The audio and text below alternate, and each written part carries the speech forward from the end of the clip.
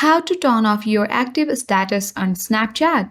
Hi everyone, welcome to our channel. In this quick tutorial video, I will tell you the quick way to disable active status on Snapchat. Do watch the video till the end and don't forget to subscribe our channel for more tech and tips videos. So in order to disable the Snapchat active status, first launch a Snapchat app on your device. Now tap Bitmoji icon at top left corner of the screen. Tap Gear icon at top right corner of the screen. On the settings page, scroll to the bottom and on the privacy control, locate activity indicator option here.